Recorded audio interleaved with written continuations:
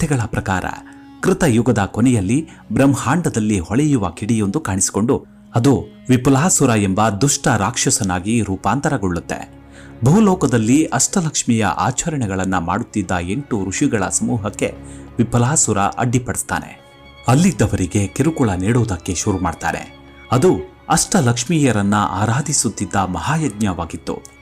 ಕೂಡಲೇ ರಕ್ಕಸನ ಉಪಟಳಕ್ಕೆ ಬೆದರಿದ ಋಷಿವರ್ಯರು ಜಗನ್ಮಾತೆಯನ್ನ ಕಾಪಾಡೆಂದು ಬೇಡಿಕೊಳ್ತಾರೆ. ಆಗ ದೇವಿಯು ಉಗ್ರ ಸ್ವರೂಪಳಾಗಿ ತನ್ನ ಕಮಲದ ಕವಚವನ್ನಾಗಿಸಿ ಪ್ರತ್ಯಕ್ಷಳಾಗ್ತಾಳೆ. ಈ ಉಗ್ರರೂಪಿ ರಕ್ಷಣೆಯು 565 ದಳಗಳನ್ನ ಹೊಂದಿತ್ತು ಎಂದು ಅಥರ್ವ ವೇದದಲ್ಲಿ ಉಲ್ಲೇಖಿಸಲಾಗಿದೆ. ಈ ಕವಚವು ಅಷ್ಟ ಋಷಿಗಳಿಗೆ ರಕ್ಷಣೆಯನ್ನ ನೀಡಿ ಯಾವುದೇ ತೊಂದರೆ ಇಲ್ಲದೆ, ದುಷ್ಟನ ಉಪಟಳವಿಲ್ಲದೆ ಯಜ್ಞಕ್ಕೆ ಅವಕಾಶ ಮಾಡಿಕೊಟ್ಟಿತ್ತು. ಇತ್ತ ಕಡೆ ಜಗನ್ಮಾತೆಯು ನರಸಿಂಹಿಯ ಉಗ್ರ ರೂಪವನ್ನ ತಾಳಿ ರಾಕ್ಷಸ ವಿಪುಲಾಸುರನನ್ನ ಸಂಹರಿಸಿದಳೆಂದು ಪುರಾಣ ಕಥೆ ಹೇಳುತ್ತೆ.